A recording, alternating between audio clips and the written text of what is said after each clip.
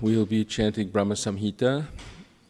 Let's just first read the English, and then we'll recite the Sanskrit after. Hare Krishna, welcome. So, could everyone get a Brahma Samhita so that they can read English too? Yes. She will actually show it. Oh, okay. I can pass them out because it might be easy for some people. So we're reading 5 verses at a time from the English translation of Sri Brahma Samhita, chapter 5. Krishna, who is known as Govinda, is the Supreme Godhead. He has an eternal, blissful spiritual body. He is the origin of all. He has no other origin, and he is the prime cause of all causes. The spiritual place of transcendental pastimes of Krishna is portrayed in the second verse. The super-excellent station of Krishna, which is known as Gokula, has thousands of petals, and a corolla like that of a lotus sprouted from a part of his infinitary aspect, the whirl of the leaves being the actual abode of Krishna.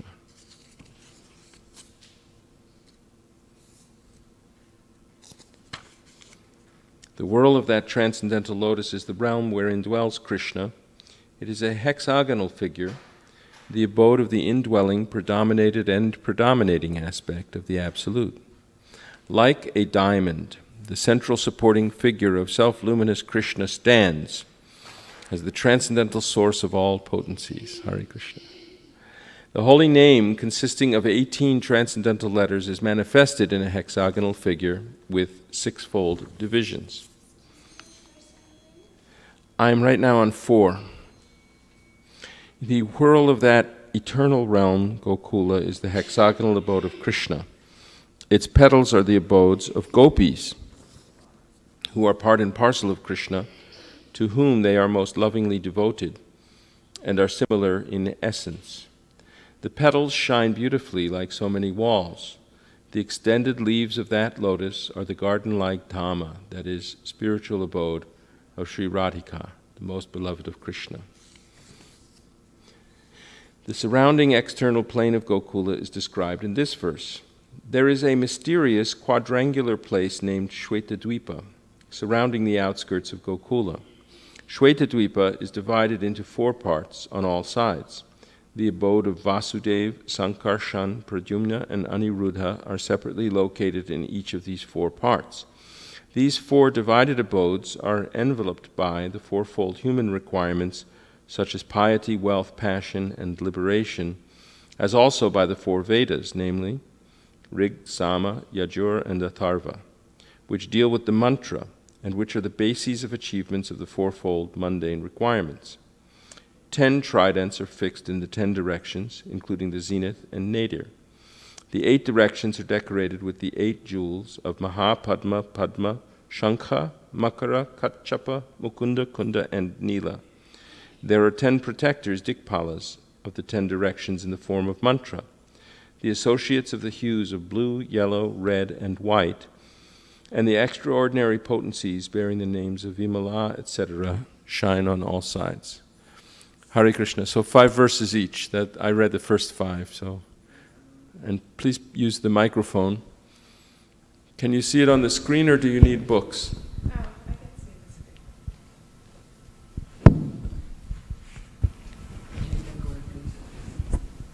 screen. 5.6? Yes, 6 through 10. The Lord of Goloka is the transcendental Supreme Godhead, the own self of eternal status. He is the superior of all superiors and is busily engaged in the enjoyment of the transcendental realm and has no association with his mundane potency. Krishna never consorts with his illusory energy, still her connection is not entirely cut off from the absolute truth. When he intends to create the material world, the amorous pastime in which he engages by concerting his own spiritual chit potency, Rama, by his casting his glance at the deluding energy in the shape of sending his time energy, is the auxiliary activity. The secondary process of association with Maya is described. Rama Devi, The spiritual Chit potency, beloved consort of Supreme Lord, is the regulatrix of all entities. The divine plenary portion of Krishna creates the mundane world. At creation, there appears a divine hollow of the nature of his own subjective portion, Swamsa. This halo is divine Sambhu, the masculine symbol of manifested emblem of the Supreme Lord. This halo is the dim twilight reflection of the Supreme Eternal Effulgence. This masculine symbol is the subjective portion of the divinity who functions as progenitor of the mundane world, subject to the supreme regulatrix, Niyati.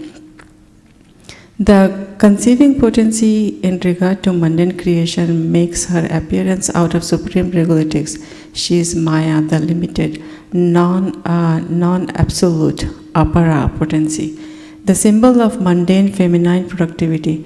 The intercourse of these two bring forth the faculty of perverted cognition, the reflection of the seed of the procreative desire of Supreme Lord. All offsprings of the consort of the great Lord Maheshwara of this mundane world are of the nature of the embodiment of the mundane masculine and feminine generative organs. The person embodying the material causal principle which the great Lord of the mundane world, Maheshwara, Sambhu, in the form of the male generating organ, is joined to the female consort, the limited energy Maya, as the efficient causal principle. The Lord of the world, Mahavishnu, is manifest in him by his subjective portion in the form of his glance. The Lord of mundane. That's 10. Now you do 11 through 15. The Lord of the mundane world, Mahavishnu, possesses thousands of heads, eyes, hands. He is the source of thousands of avatars in his thousands of subjective portions. He is the creator of thousands of individual souls. Next. Yes, go up to 15. We're reading 5 each. Oh, she didn't have it up there. The same Mahavishnu is spoken of by the name of Narayana in this mundane world. From that eternal person has sprung the vast expanse of water of the spiritual causal ocean. The subjective portion of Sankarshana, who abides in Paravyoma, the above Supreme Purusha with thousands of subjective portions, reposes in the state of divine sleep, Yoga Nidra, in the waters of spiritual causal ocean. The spiritual seeds of Sankarshana existing in the pores of skin of Mahavishnu are born as so many golden sperms. These sperms are covered with 5 great elements. The same Mahavishnu entered into each universe as his own separate subjective portions. The divine portions that entered into each universe are possessed of his majestic extension. That is, they are the eternal universal soul Mahavishnu, possessing thousands of heads. The same Mahavishnu created Vishnu from his left limb, Brahma, the first progenitor of beings, from his right limb, and from the space between his 2 eyebrows, Shambhu, the divine masculine manifested halo.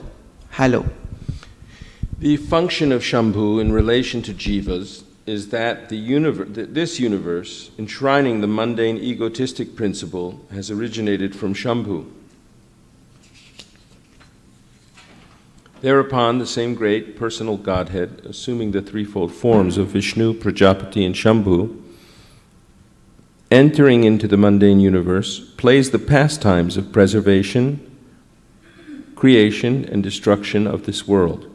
This pastime is contained in the mundane world. Hence, it being perverted, the Supreme Lord, identical with Mahavishnu, prefers to consort with the goddess Yoga Nidra, the constituent of his own spiritual chit potency, full of the ecstatic trance of eternal bliss appertaining to his own divine personality. When Vishnu, lying in the ocean of milk, wills to create this universe, A golden lotus springs from his navel pit. The golden lotus with its stem is the abode of Brahma, representing Brahmaloka or Satyaloka. Before their conglomeration, the primary elements in their nascent state remained originally separate entities. Non-application of the conglomerating process is the cause of their separate existence. Divine Mahavishnu, primal Godhead, through association with his own spiritual chit potency, moved Maya, and by the application of the conglomerating principle, created those different entities in their state of cooperation. And after that, he himself consorted with Yoga Nidra by way of his eternal dalliance with his spiritual chit potency. By conglomerating all those separate entities, he manifested the innumerable mundane universes and himself entered into the inmost recess of every extended conglomerate, Virad Vigraha. At that time, those jivas who had lain dormant during the cataclysm were awakened. The same jiva is eternal and is for eternity and without a beginning joined to the Supreme Lord by the tie of an external kinship. He is transcendental spiritual potency. The divine lotus which springs from the navel pit of Vishnu is in every way related by spiritual tie with all souls and is the origin of four-phase Brahma versed in the four Vedas. On coming out of the lotus, Brahma, being guided by the divine potency, turned his mind to the act of creation under the impulse of previous impressions, but he could see nothing but darkness in every direction. Then the goddess of learning, Saraswati, the divine consort of Supreme Lord, said thus to Brahma, who saw nothing but gloom in all directions, O Brahma, this mantra is Klim Krishnaya Govindaya Gopi Jana Vallavaya Swaha will assuredly fulfill your heart's desire. O Brahma, do thou practice spiritual association by means of this mantra, then all your desire will be fulfilled.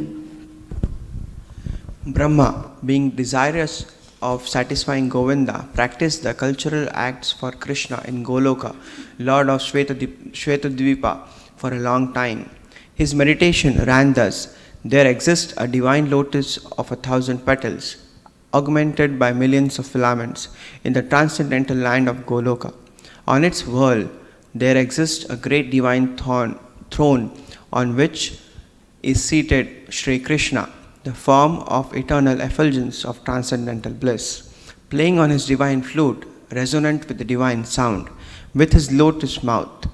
He is worshipped by his amorous milkmaids with their respective subjective portions and extensions, and also by his external energy, who stays outside, embodying all mundane qualities. Then Gayatri, mother of the Vedas, being made manifest, that is, imparted by the divine sound of the flute of Sri Krishna, entered into the lotus mouth of Brahma, born from himself through his 8 earlobes.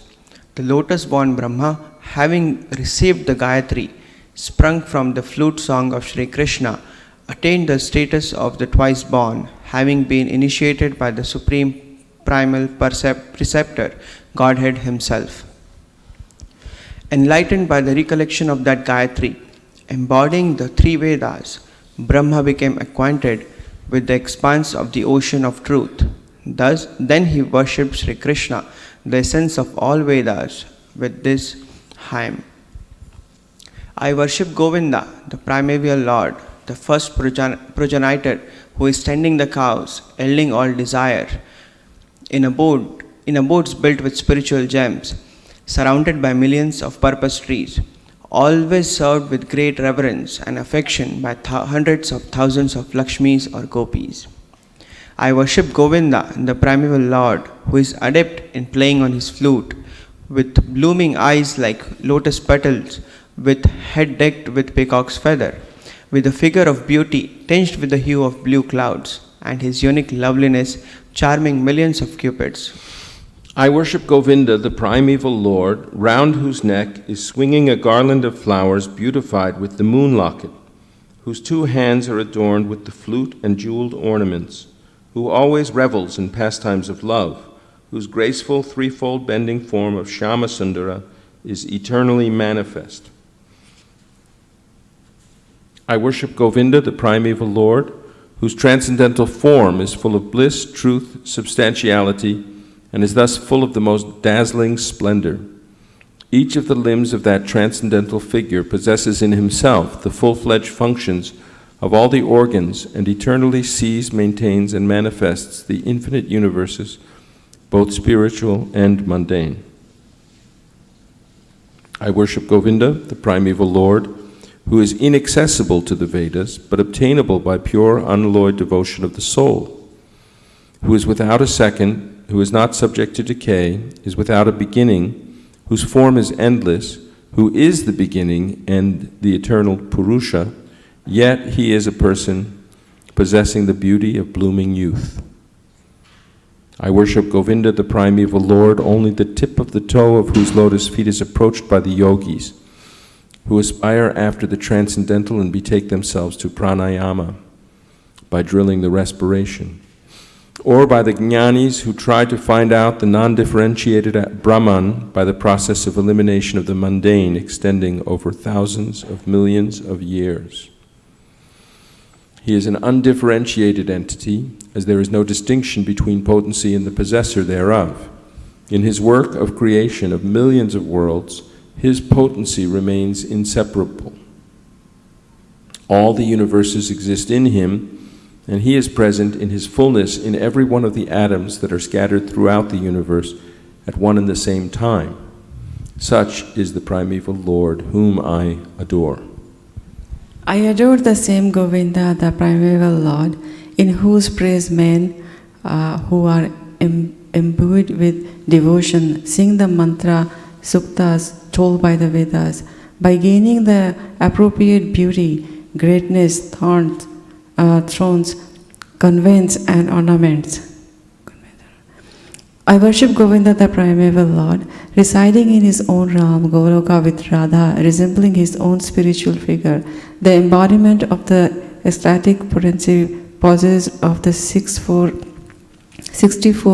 artistic activities, in the company of her confidants, Sakhis, embodiments of the extension of her bodily form, permeated and vitalized by his ever blissful spiritual rasa. I worship Govinda, the primeval Lord, who is Syamasundara Krishna himself, with inconceivable, innumerable attributes, whom the pure devotees see in their heart of hearts, with the eyes of devotion tinged with the self of love. I worship Govinda, the primeval Lord, who manifested himself personally as Krishna and the different avatars in the world in the form of Rama, Nrsimha, Vamana, etc., as his subjective portions. I worship Govinda, the primeval Lord, whose effulgence is the source of the non-differentiated Brahman mentioned in the Upanishads, being differentiated from the infinity of glories of the mundane universe, appears as the invisible, infinite, limitless truth. I worship Govinda, the primeval Lord, who is the absolute substantive principal being, the ultimate entity in the form of the support of all existence, whose eternal potency embodies the threefold mundane qualities, sattva, rajas, and tamas, and diffuses the Vedic knowledge regarding the mundane world. I worship Govinda, the primeval Lord, whose glory ever triumphantly dominates the mundane world by the activity of his own pastimes, being reflected in the mind of recollecting souls as the transcendental entity of ever blissful cognitive rasa. Lowest of all is located Devi Dhama, mundane world. Next above it is Mahesh Dhama. Next above is Mahesh Dhama, abode of Mahesha.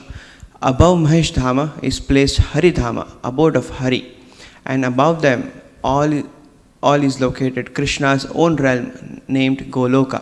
I adore the primordial Lord Govinda, who has allotted their respective authorities to the rulers of those graded realms. The external potency Maya, who is of the nature of the shadow of Chit potency, is worshipped by all people as Durga, the creating, preserving and destroying agency of this mundane world. I adore the primordial Lord Govinda, in accordance with whose will Durga conducts herself. Just as milk is transformed into curd by the action of acids, but yet the effect curd is neither same as nor different from its cause, that is milk. So I adore the primordial Lord Govinda, of whom the state of Shambhu is a transformation for the performance of the work of destruction. The light of one candle, being communicated to other candles, although it burns separately in them, is the same in its quality. I adore the primeval Lord Govinda, who exhibits himself equally in the same mobile manner in his various manifestations. I adore the primeval Lord Govinda, who, assuming his own great subjective form, who bears the name of Shesha, replete with the all-accommodating potency, and reposing in the causal ocean with the infinity of the world in the pores of his hair, enjoys creative sleep, yoga nidra. Brahma and other lords of the mundane world, appearing from the pores of hair of Mahavishnu, remain alive as long as the duration of one exhalation of the latter, Mahavishnu. I adore the primeval Lord Govinda, of whose subjective personality, Mahavishnu is the portion of portion. I adore the primeval Lord Govinda, from whom the separated subjective portion, Brahma, receives his power for the regulation of the mundane world, just as the sun manifests some portion of his own light in all the effulgent gems that bear the names of Suryakanta, etc. I adore the primeval Lord Govinda, whose lotus feet are always held by Ganesh upon the pair of tumuli protruding from his elephant head, in order to obtain power for his function of destroying all the obstacles on the path of progress of the three worlds.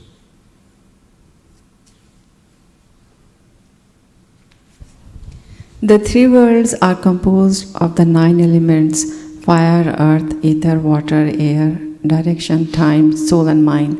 I adore the primeval Lord Govinda, from whom they originate, in whom they exit and into whom they enter at the time of the universal cataclysm. The sun, who is the king of all planets, full of infinite effulgence, the image of the good soul, is as the eye of the world.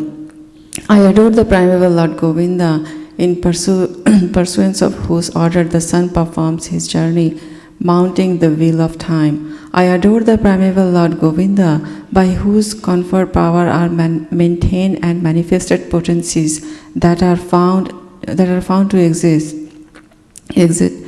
of all virtues, all vices, the Vedas, the penance, and all jivas, from Brahma to the manifest insects.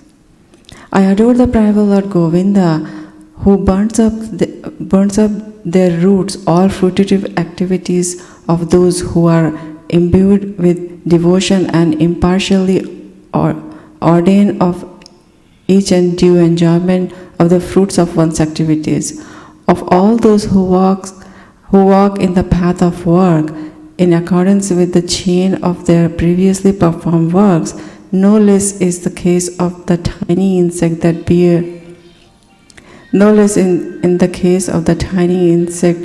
bears the name of Indragopa than in that of Indra, king of the Devas. I adore the primeval Lord Govinda, the meditators of whom, by meditating upon him under the sway of worth, amorous passion, natural friendly love, fear, paternal affection, delusion, reverence, and willing service, attain to bodily form of benefiting the nature of their contemplation.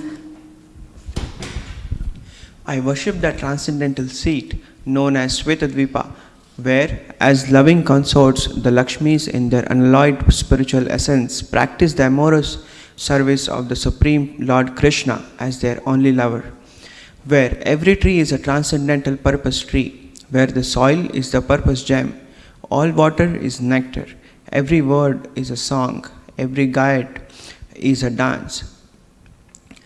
The flute is the favorite attendant, effulgence is full of transcendental bliss, and the supreme spiritual entities are all enjoyable and tasty, where numberless milk cows always emit transcendental oceans of milk, where there is eternal existence of transcendental time, who is ever present and without past or future, and hence is not subject to the quality of passing away even for the space of half a moment.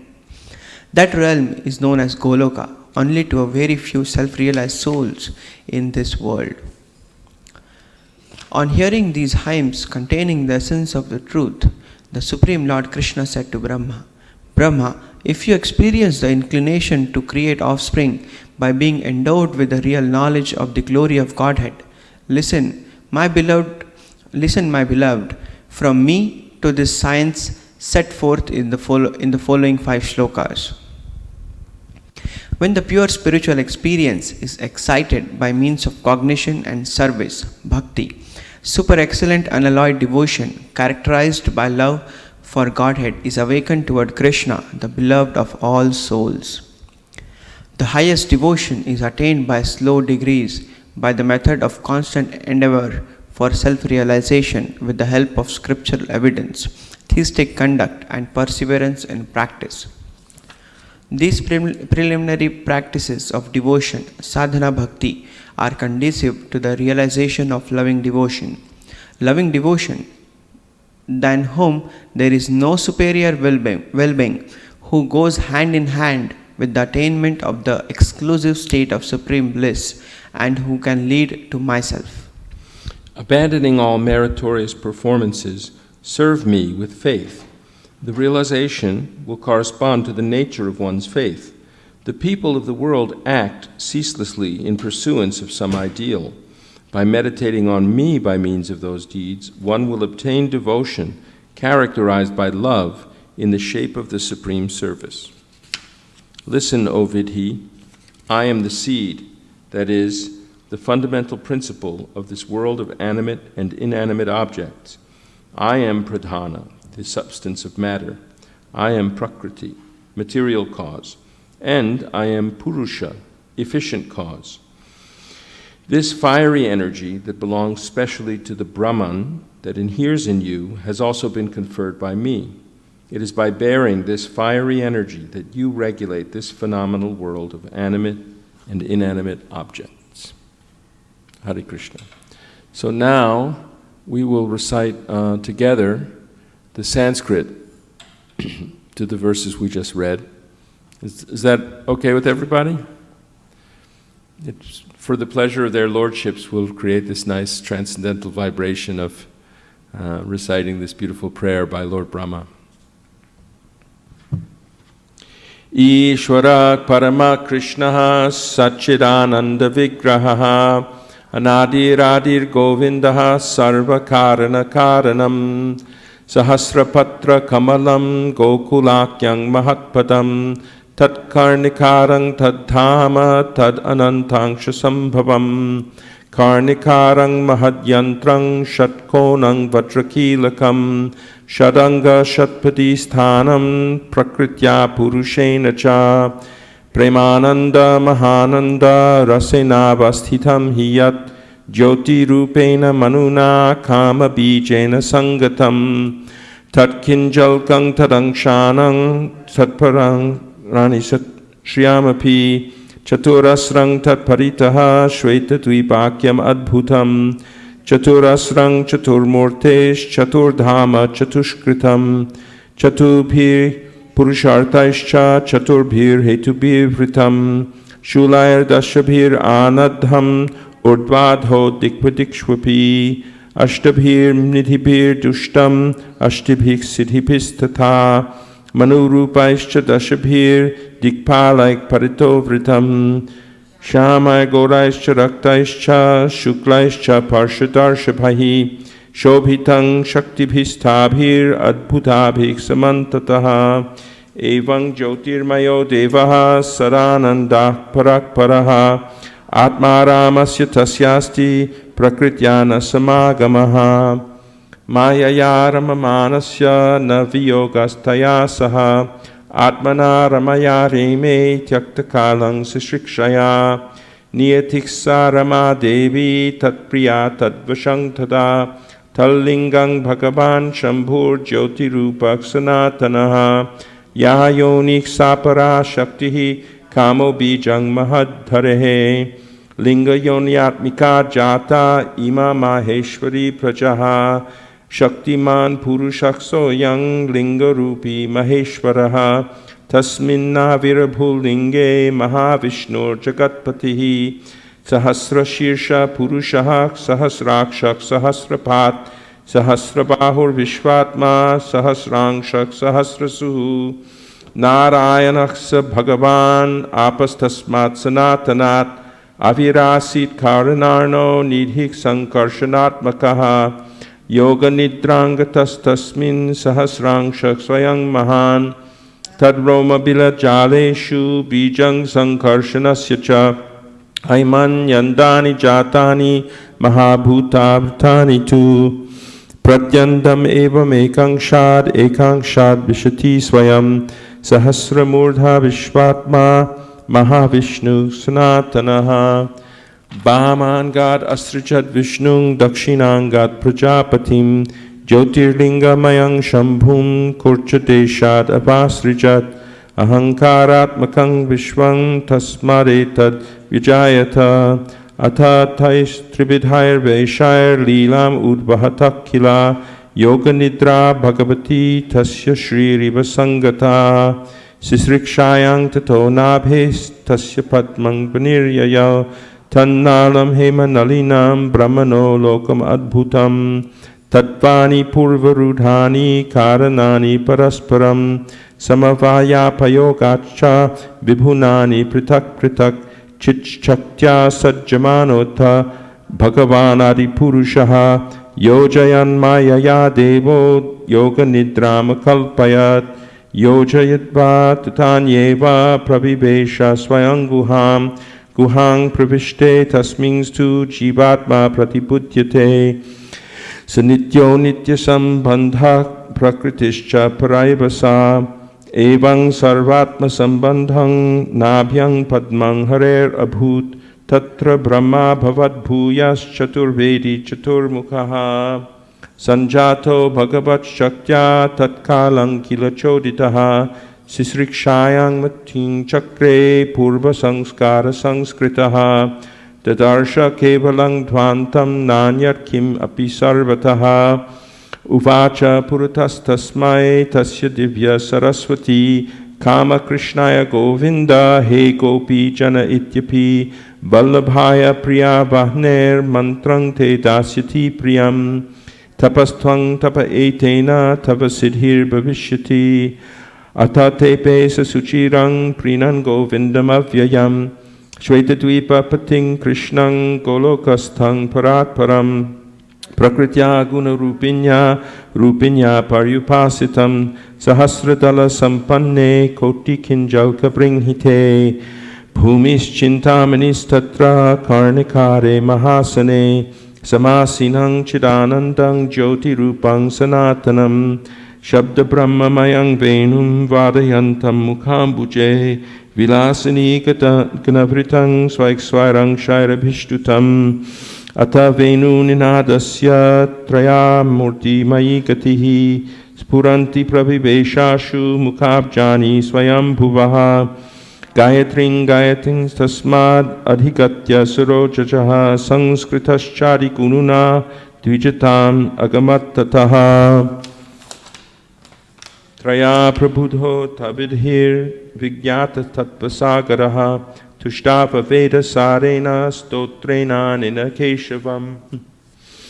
Chintamani Prakara Sadma Sukalpa Vriksha Lakshavriteshu Surabhirabhipalayantam Lakshmi Sahasra Satasang Brahma Sevyamanam Govindamadi Purushang Tamahang Bhajami Venum Kwanantam Aravinda Dalaya Taksham Bharhavatang Samasitam Buddha Sundarangam Kandarpakoti Kamaniya Vishesha Shobham Govindamadi Purushang Tamahang Bhajami Alola Chandra Kala Sadmanamalya Vangshi Ratnangatang Pranaya Keli Kala Vilasam Shyamang Tribhanga Lalitang Niyata Prakashang Govindamadi Purushang Tamahang Bhajami Angani Yasya Sakalendriya Vritti Manti Pashyanti Panti Kalayanti Chirang Jaganti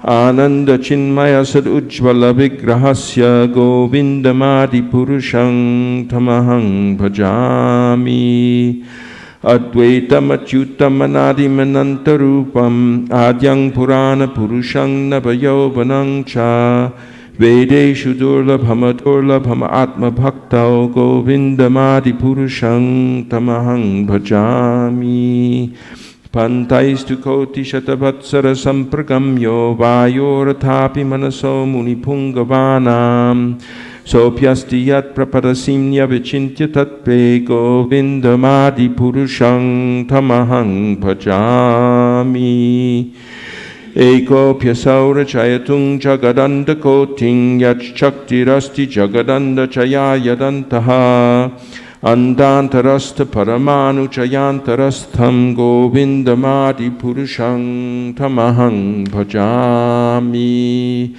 Yad Bhava Bhavitadiyo Manujastataiva Samprapya Rupa Mahima Sanamana Bhushaha Suktairyameva Nigama Pratitaikstuvanti Govindamadi Purusham Tamahang Bhajami Ananda Chinmaya Rasa Pratibhavitabhistabhirya Eva Nijarupataya Kalabhihi Goloka Eva Nivasatya Kilatma Bhuto Govindamadi Purushang Tamahang Bhajami Premanjana Churita Bhakti Vilochanena Santak Sadaiva Hridayeshu Vilokayanti Yang Shama Sundarama Chintya Guna Swarupam Govindamadi Purushang Tamahang Bhajami Ramadi Murti Shukalani Amena Tishtan Nanavatara Makarod Bhuvaneshu Kintu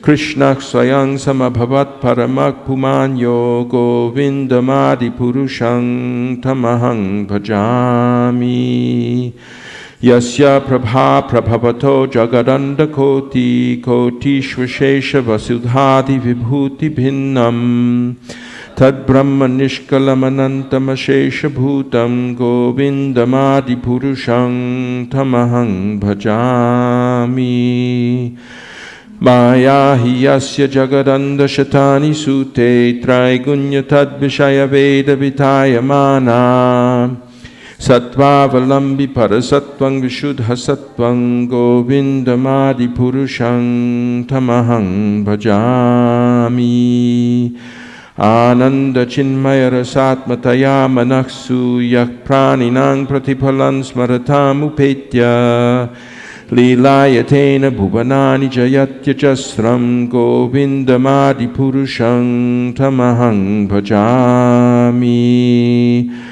Golokanamni Nijadhamni Tale Chatasya Devi Mahesha Haridhama Suteshu Teshu Te Te Prabhava Nichaya Vihitascha Yena Govindamadi Purushang Tamahang Bhajami Shrishti Sthiti Pralaya Sadhana Shakti Rekha Chayeva Yasya Bhuvanani Vibharti Durga Icchanurupamapi yasya chacheshtate sa Govindamadi Purushang Tamahang Bhajami Kshirang yata dadhi vikara vishesha yogat Sanjayate nahi tatak pratagasti hetoho Yaksham bhutamapi tatha samupaiti karyat govindamadi purushang tamahang bhajami. Deeparchireva hidashantaram abhyupetya deepayate vivrita hetu samana dharma yastadrigeva hicha vishnutaya vibhati govindamadi purushang tamahang bhajami.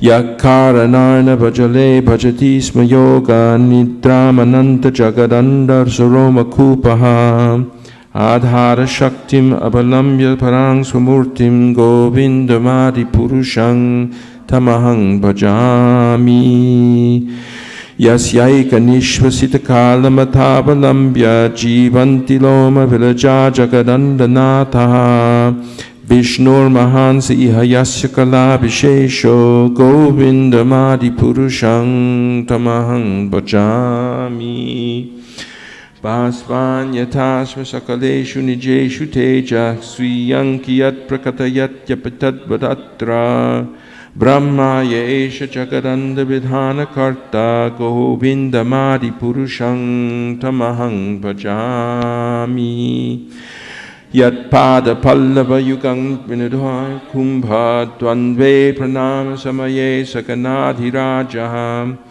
Vignan vihantu malamasya jagatrayasya govindamadi purushang tamahang bhajami Agnir mahika ganamambu muruddishascha kalastathatma vinsiti jagatrayani Yasmad bhavanti vibhavanti vishanti yangcha govindamadi purushang tamahang bhajami Yachchakshuresha sabita sakala grahanam raja samasta suramurti rashesha tejaha Yasyagyaya brahmati sangritakala chakro govindamadi purushang tamahang bhajami Dharmo tapapa nichayak shrutayastapangsi brahmadi kitak bhagachajivaha Yaddatta matra vibhava prakata prabhava govindamadi purushang tamahang bhajami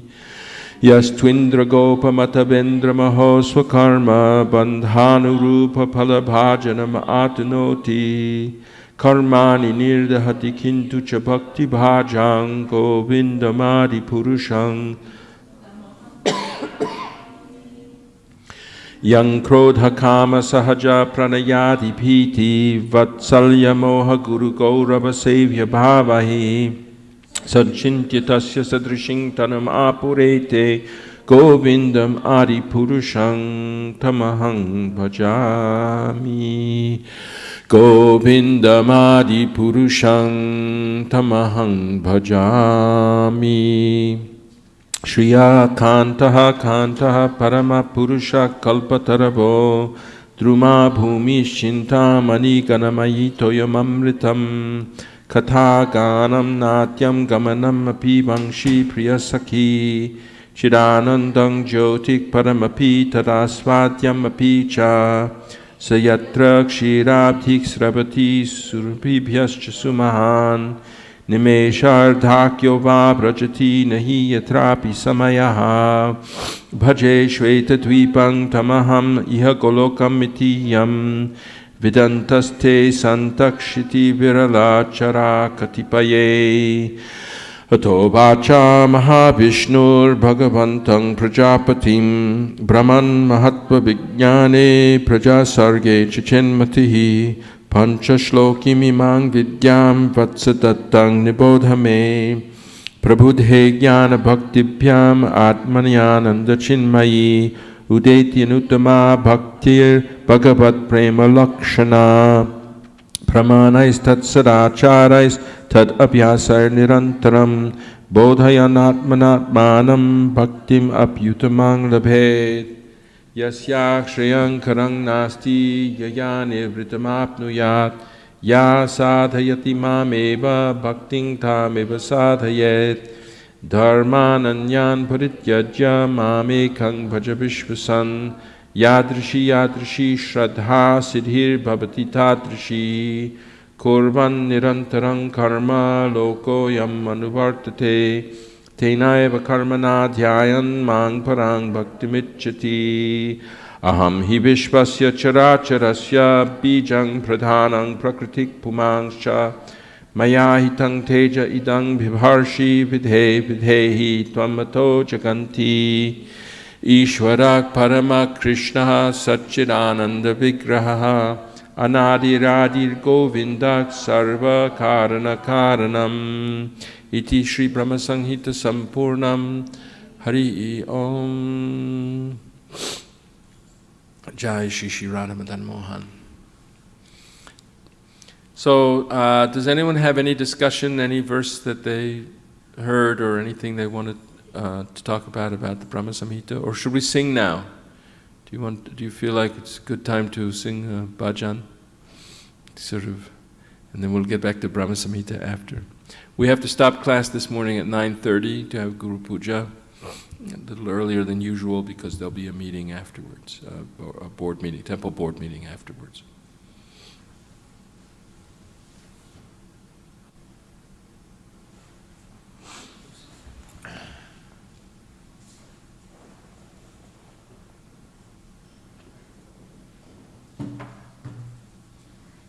Could I get a songbook?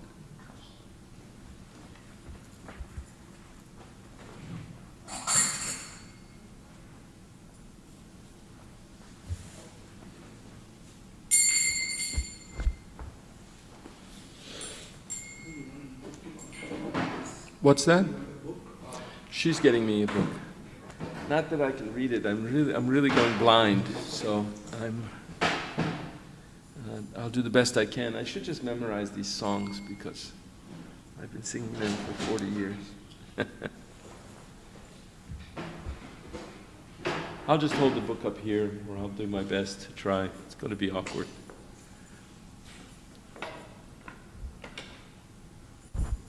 Thanks. I can't see that far, that's the problem. No, it's fine. I'll do the best I can.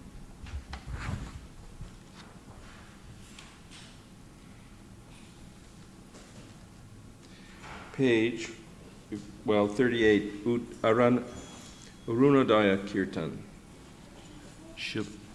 It's Udila Aruna.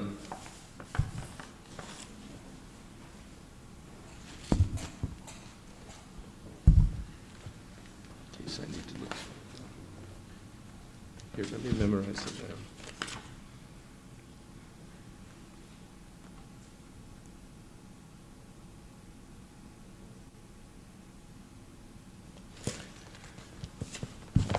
Udila Aruna Pura Bhavage Dvijamani Gora Amani Jage Udila Aruna Pura Bhavage Dvijamani Gora Amani Jage Vakata Sammuha Loya Shate Gela Nagara Braje Bhakata Sammuha Loya Shate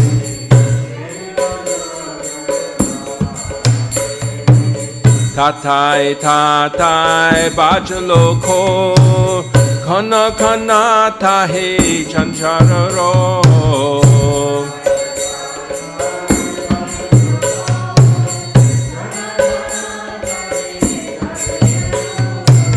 Prema Dhala Dhala Shonara Anga Charane Nupura Baje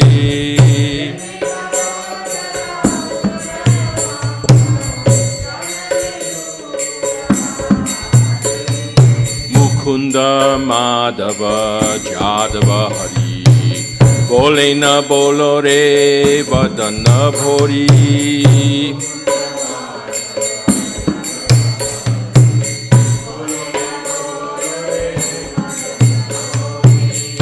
Nida Bashe Gelore Rati Divasha Sharira Shaje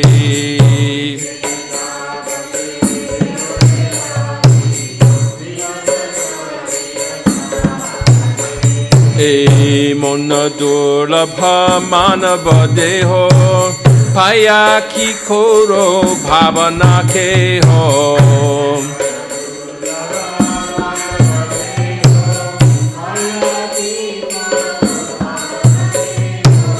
Ebena bhajile jashoda sutta charame poribe laje.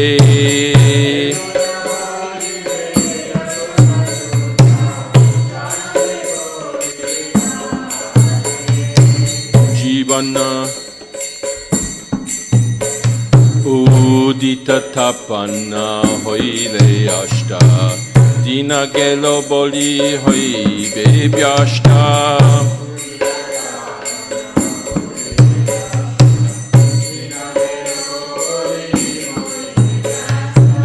Tabe keno ebe alasa hoi Na bhaja hridoya raje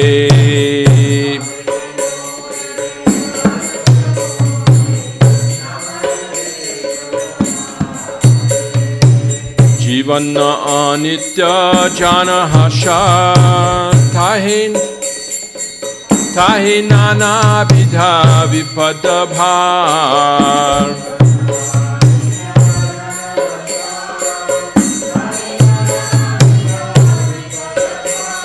Namashraya kori jatane tumi takaha apana kaje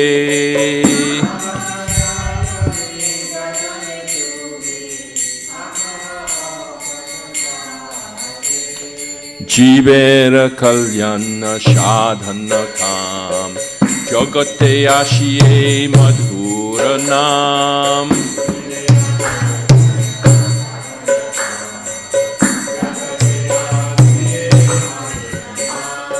Avidyatimira tapanna rupe Hridga gane viraje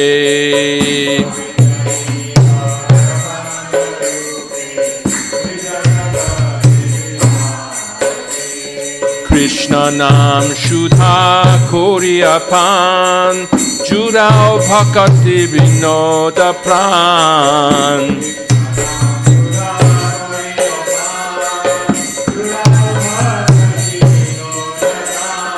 Nama vina kichu nahi ko aro Choda bhuvana mache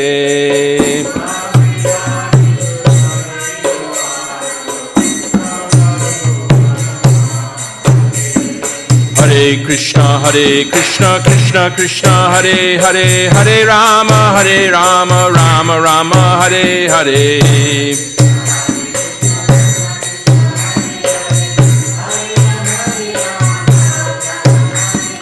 Hare Krishna, Krishna Krishna, Hare Hare, Hare Rama, Rama Hare Hare.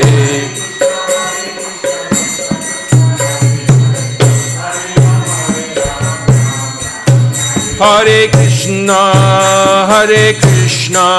Krishna Krishna, Hare Hare, Hare Rama, Rama Rama, Hare Hare.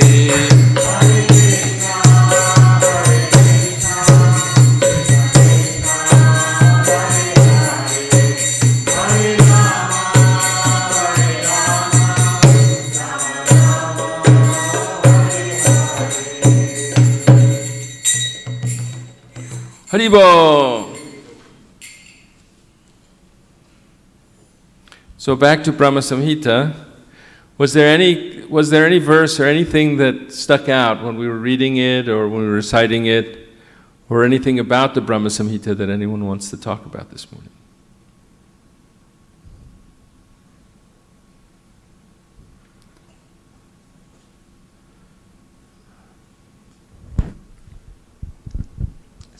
This was the first time I was reading by myself and hearing to my own voice, and I noticed that how conditioned we are, even though the words are there in front of my eyes.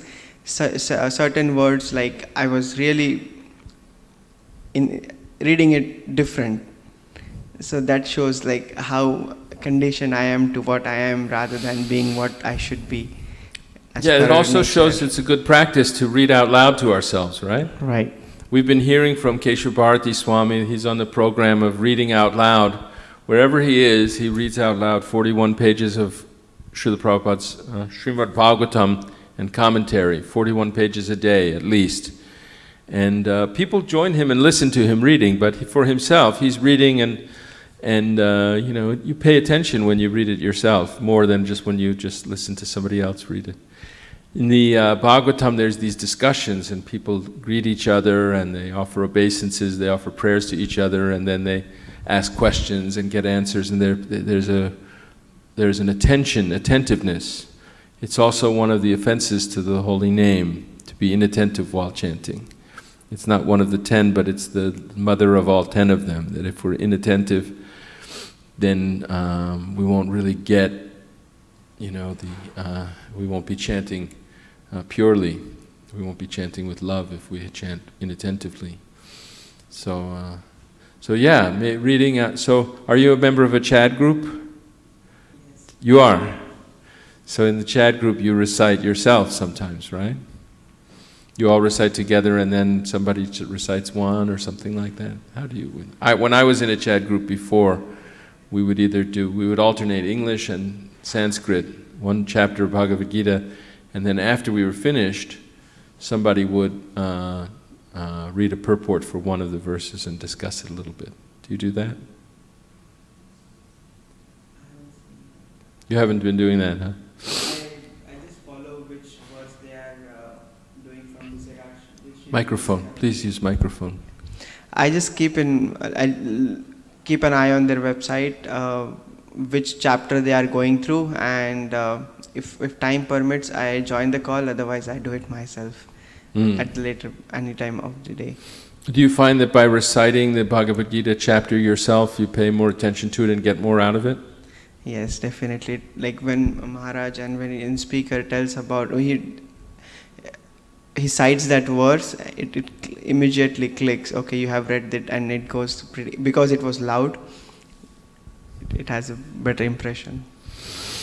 When Srila Prabhupada was, first started ISKCON in 26 Second Avenue, he would give classes on Bhagavad Gita, and all the students would come and listen to his lectures. And then he went to San Francisco, and the devotees were like, "What are we going to do?" And Srila Prabhupada told them, they could put a picture of him there, and but they could actually give classes to each other. They were very surprised. That was something new. How could we give classes? We don't know anything. Well, he said, if you just repeat what you've heard from me, what you've understood, then you can give classes. But this is actually a very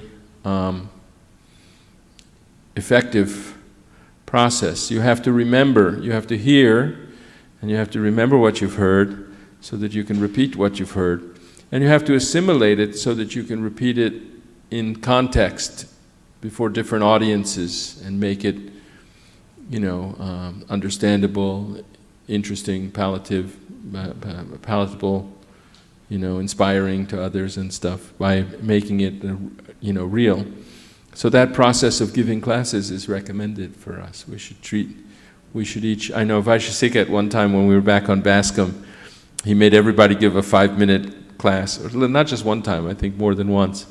We want to get everyone in the habit of actually not just being a passive audience member, but actually becoming, active in reading and assimilating and being able to then glorify.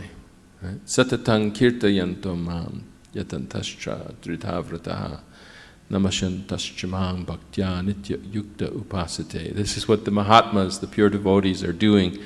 They're always glorifying Krishna. Shukadeva Goswami is reciting the glories of Krishna to King Parikshit, and Sutta Goswami is reciting the glories of Srimad Bhagavatam that he heard when he was there present with Shukadeva Goswami. Vyasadeva has composed the whole beautiful 18,000 verses from what Sutta Goswami had said. And we should memorize, we should hear and memorize if we can. And we'll find it's not that hard. When you think about it, how many things have we heard, songs, mundane things, advertisements and little catchphrases, and we constantly remember them. So, but if we remember, we have a lot of capacity to remember a lot of things. So if we remember Brahma Samhita, and then we can explain it, even though it's a very difficult technical subject matter, the science of God. So today is Saturday, we'll do a Bhagavatam class, with your permission. Everybody, I was thinking of reading something from the instructions of Lord Kapila Dev to Devahuti, 3rd canto, chapter 29.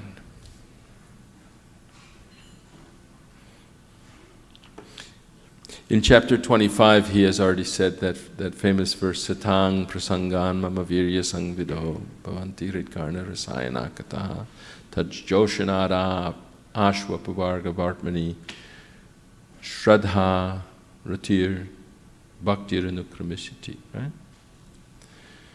So that by sitting together and glorifying him, Lord Kapila Dev, who is the Supreme Personality of Godhead, sometimes people confuse, because Lord Kapila Dev explains the Sankhya philosophy, but from the point of view of Vaishnava Vedanta.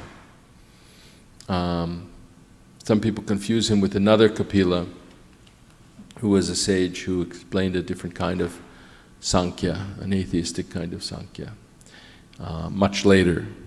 Of course, it was still very much in ancient times compared to us, because Devahuti was daughter of Swayambhuva, right?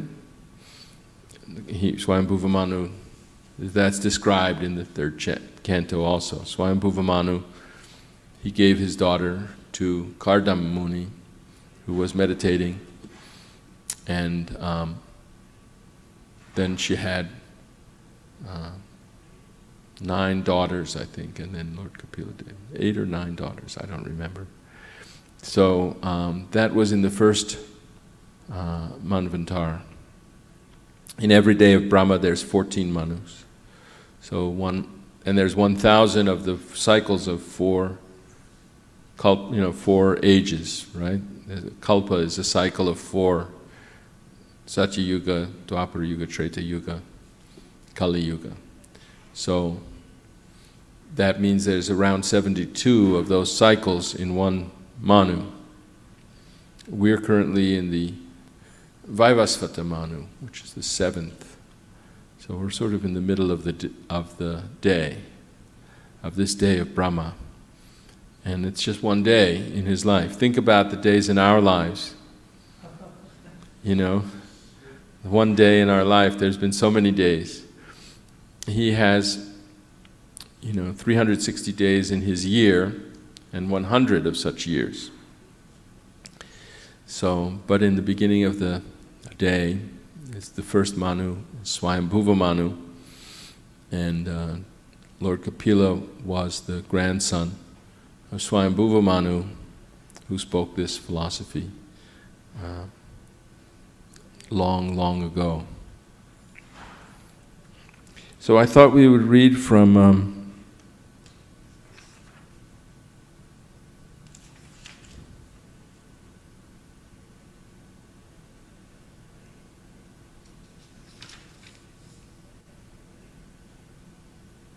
let's start with text 7, and maybe we'll read several of these verses.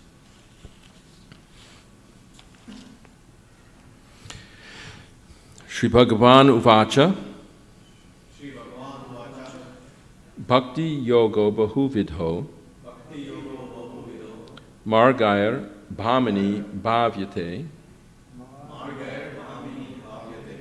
Swabhava Guna Margena Pungsang Bhavo Vibhidyate. Shri Bhagavan Uvacha Bhakti Yoga Bahuvidho Margair Bhamani Bhavyate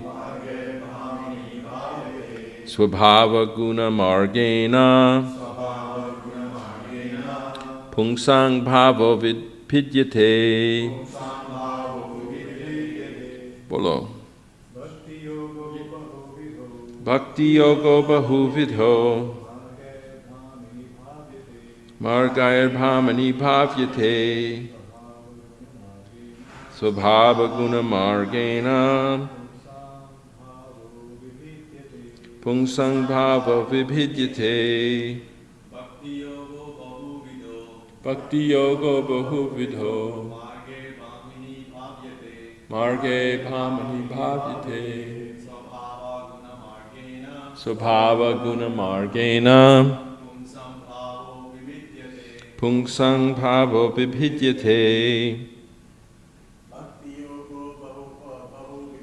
Bhakti Yoga Bahuvidho Margair Bhamani Bhavyate Swabhava Guna Margena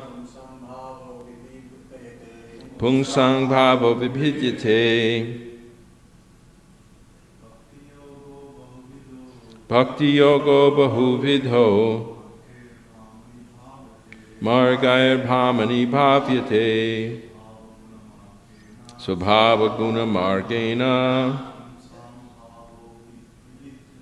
Pungsang Bhava Vibhidyate. Bhakti Yoga Bahuvidho Margair Bhamani Bhavyate Swabhava Guna Margena Pungsang Bhava Vibhidyate. Bhakti Yoga Bahuvidho Margair Bhamani Bhavyate Swabhava Guna Margena Pungsang Bhava Vibhidyate. Anyone else? It's everyone? Sri Bhagavan Uvacha. The personality of Godhead replied, Bhakti Yogaha, devotional service, Bahuvidhaha, multifarious, Margahi, with paths, Bhamani, O noble lady, Bhavyate, is manifest, Swabhava, nature, Guna, qualities, Margena, in terms of behavior, Pungsam, of the executors, of the executors. You can tell I'm a lawyer, I'm thinking of executors, of a will or something like that, of an estate. Bhavaha, the appearance, Vibhidyate, is divided. Translation. Lord Kapila, the personality of Godhead, replied, O noble lady, there are multifarious paths of devotional service in terms of the different qualities of the executor. Please repeat. Lord Kapila, the personality of Godhead, replied. Lord Kapila, the personality of Godhead, replied. O noble lady, O noble lady, there are multifarious paths of devotional service there are multifarious paths of devotional service in terms of the different qualities of the executor. in terms of the different qualities of the executor. Purport by His Divine Grace A.C. Bhaktivedanta Swami Srila Prabhupada. Pure devotional service in Krishna consciousness is one, because in pure devotional service there is no demand from the devotee to be fulfilled by the Lord. But generally people take to devotional service with a purpose. As stated in Bhagavad Gita, people who are not purified take to devotional service with 4 purposes. A person who is distressed because of material conditions becomes a devotee of the Lord and approaches the Lord for mitigation of his distress. A person in need of money approaches the Lord to ask for some improvement in his monetary conditions. Others, who are not in distress or in need of monetary assistance, but are seeking knowledge in order to understand the absolute truth, also take to devotional service and they inquire into the nature of the Supreme Lord. This is very nicely described in Bhagavad Gita 7:16.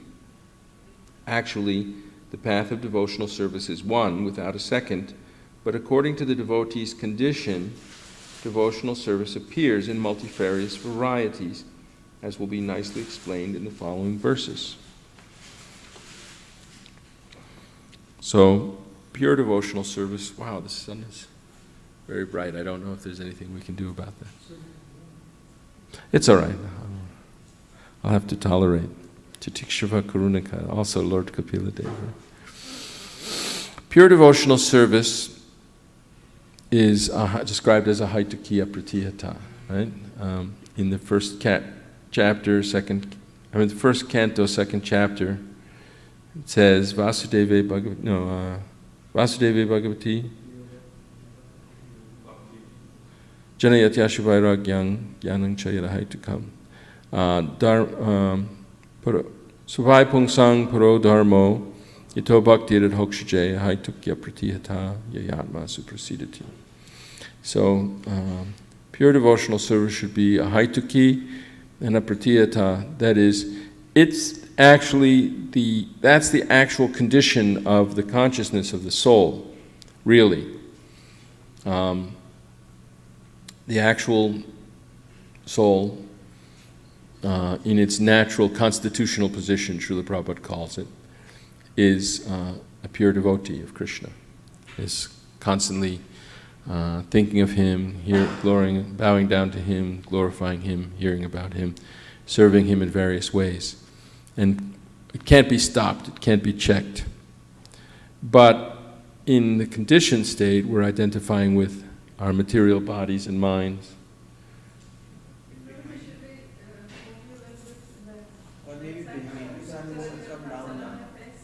What's that? Shall I move somewhere? Yeah, I think there's It's very... behind the problem this side. Yeah, this side. No. All right, move me.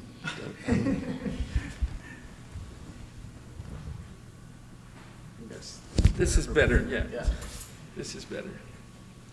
Thank you so much. We have material bodies, just like they're affected by things like too much heat, too much light, too much cold. And we have material minds and material intelligence and ego, and these are coverings of our pure consciousness.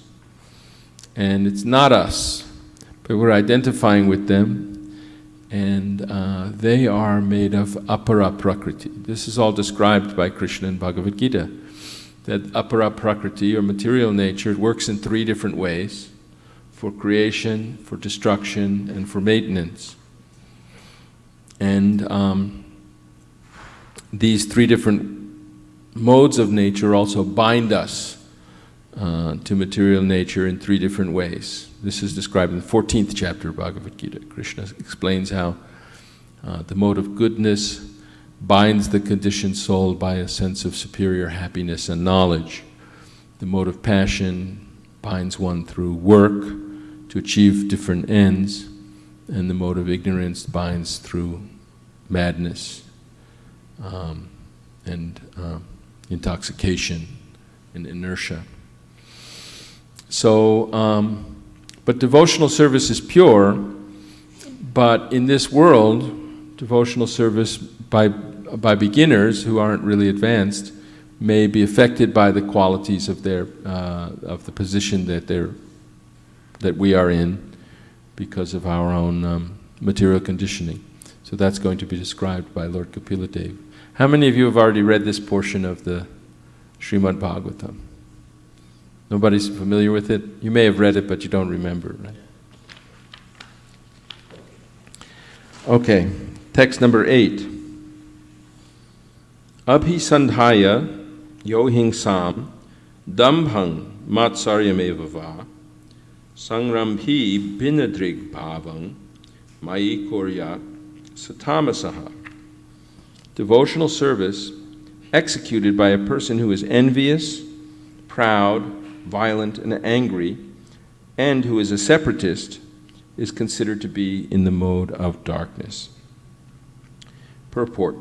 It has already been stated in the Srimad Bhagavatam, 1st canto, 2nd chapter, that the highest, most glorious religion is the attainment of causeless, unmotivated devotional service. We just quoted that verse.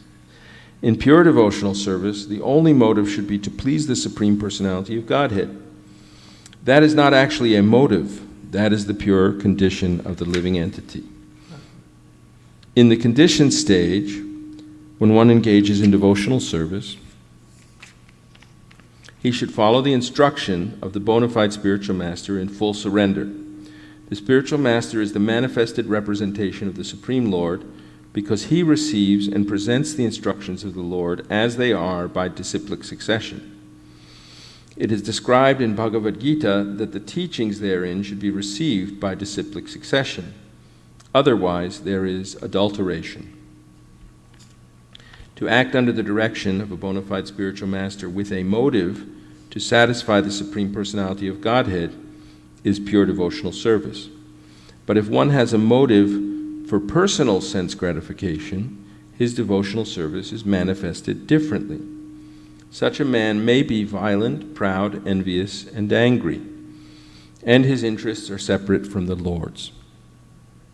One who approaches the Supreme Lord to render devotional service, but who is proud of his personality, envious of others, or vengeful, is in the mode of anger. Sometimes people worship God to defeat their enemies. I once went to a Catholic service, Mass, with a friend of mine, a very intelligent Italian philosopher who's a Catholic.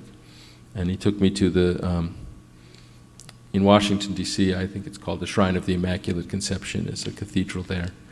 And in the ceremony, there's an American flag in the church.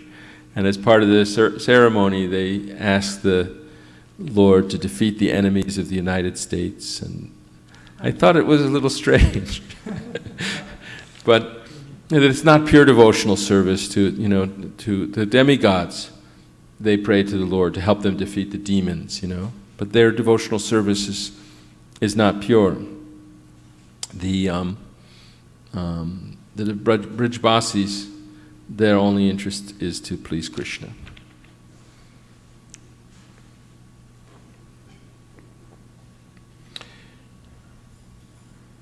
One who approaches the Supreme Lord to render devotional service, but who is proud of his personality, envious of others, or vengeful, is in the mode of anger.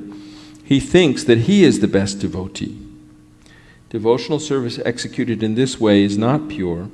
It is mixed and is of the lowest grade, tamasaha. Srila Vishwanath Chakravarti Thakur advises that a Vaishnava who is not of good character should be avoided.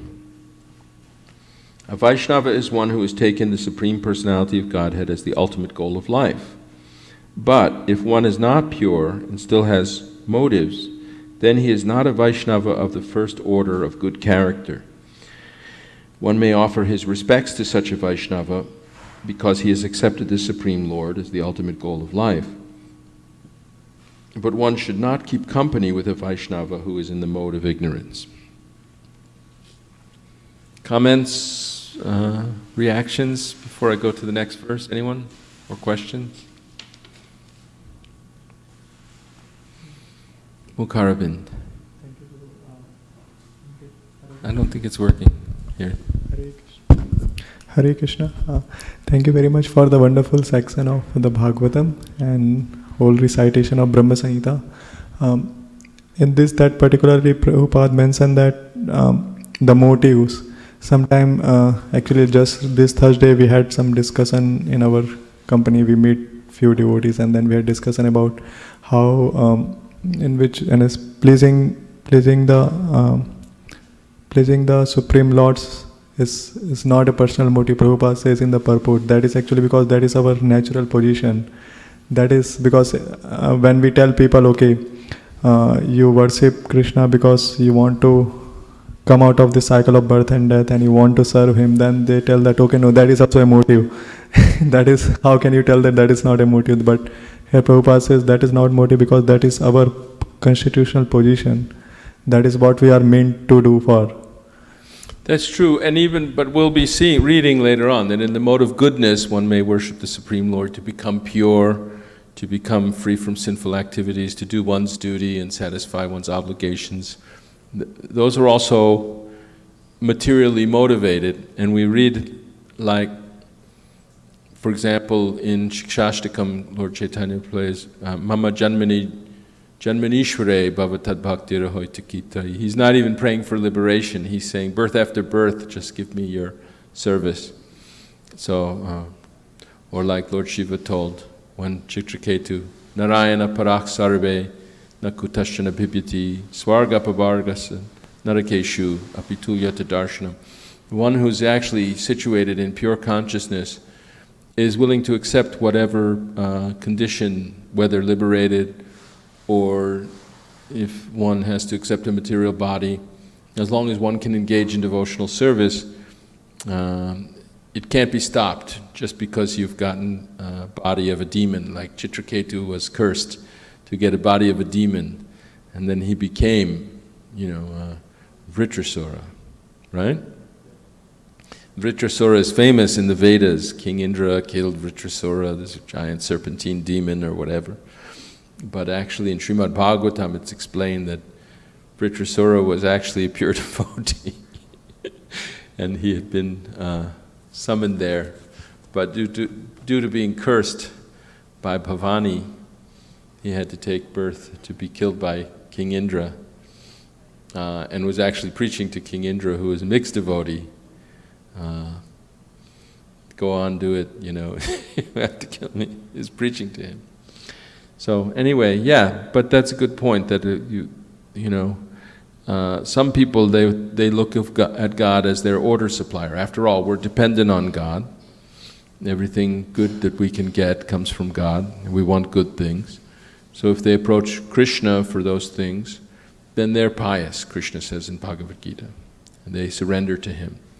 But if they're Jnanavan, they see Vasudeva Sarvamiti and they surrender to Him without any motive. Jnanavan, Bahunam Janmanam Ante Jnanavan Mang Prapadyate. And others whose intelligence has been distorted by material desires, they worship different demigods, not Krishna. And they want some objective. And they don't realize that it's only by the grace of Krishna that they can have faith in the demigod, perform the service correctly, that the demigod himself can have the power to give them what they want. And what they get, ultimately, is something temporary. So they're not very intelligent. So those who worship the demigods, they go to the planets of the demigods, but those who worship Krishna go to Krishna. So, but even those who worship Krishna with some desire, they're considered devotees and they're glorious.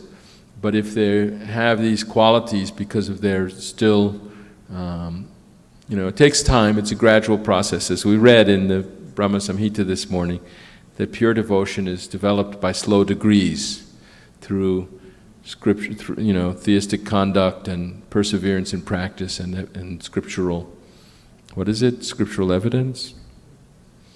So, yes, Prabhu. Statement. I was just thinking, what a perfect way to start a Saturday morning, right? You come here and you say, what is your job, what is your dharma, right? You're supposed to serve the Lord.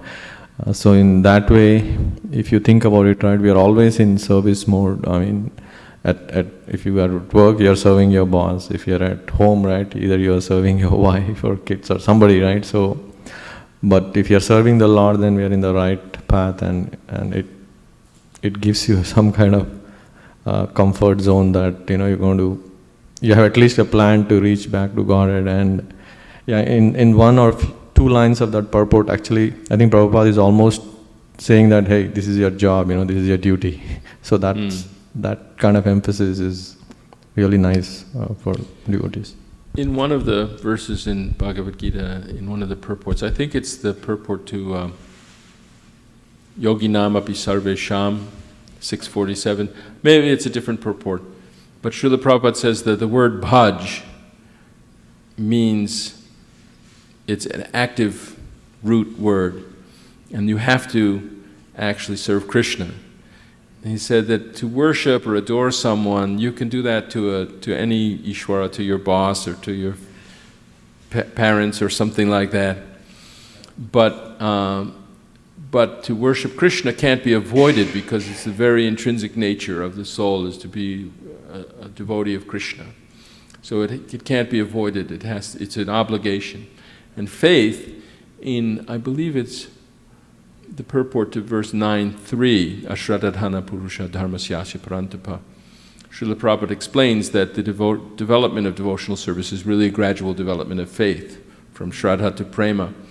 And faith is defined by Lord Chaitanya as this firm conviction that simply by pleasing Krishna and satisfying Krishna, one has sarva karma krita hoy, one has completed all other obligations. By watering the root of the tree, the leaves and the branches, the twigs, all get nourished.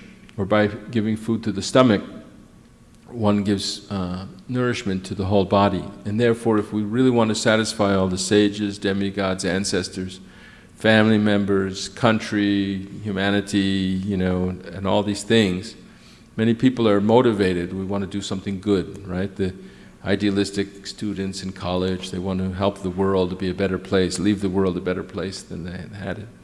But to do that, the best way to do that is for them to actually understand and recognize Krishna, really from an authorized source, not from some religious zealot who wants to, who's in the mode of ignorance and wants to be angry and vengeful.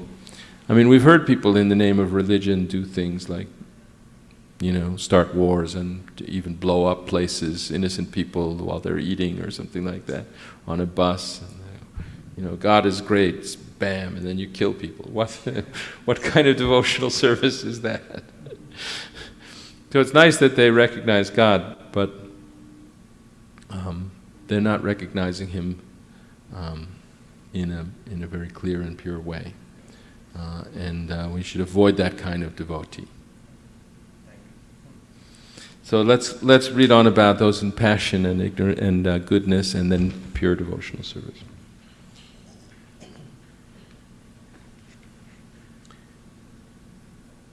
Vishayan abhisandhaya yasha aishvaryameva va archadav archayed yomam pritag bhavak surajasaha. Lord Kapila is talking about himself, worship me. Just like when Krishna in Bhagavad Gita is saying bhajate yomam, he's saying me. So Lord Kapila is also Krishna, he's also the Supreme Personality of Godhead. So he's saying, those who worship me in my form in the deities in the temple, the worship of the deities in the temple by a separatist with a motive for material enjoyment, fame, and opulence is devotion in the mode of passion. Purport: the word separatist must be understood carefully. The Sanskrit words in this connection are binadrik and pritag bhavaha. A separatist is one who sees his interest as separate from that of the Supreme Lord. Mixed devotees, or devotees in the modes of passion and ignorance, think that the interest of the Supreme Lord is supplying the orders of the devotees. The interest of such devotees is to draw from the Lord as much as possible for their sense gratification. This is the separatist mentality. Actually, pure devotion is explained in the previous chapter. The mind of the Supreme Lord and the mind of the devotee should be dovetailed. A devotee should not wish anything but to execute the desire of the Supreme. A dovetail is a kind of joint in carpentry that, if you look at the tail of a dove, it's like a wedge. It comes out like a V, but it doesn't go all the way to the end. It's got it's a shape like that. So in carpentry they cut mortises and tenons, that is, holes and protrusions that fit exactly into those holes very, very nicely. They mesh perfectly. And it gives more of a surface area to stick together. And it makes a strong joint when you're putting two pieces of wood together, or you can put them this way. So dovetailing means that there's no space in between. You can't even fit a hair in between where one piece of wood hits the other piece of wood. So similarly, when one's actual interests are dovetailed with the Lord, there's no separation.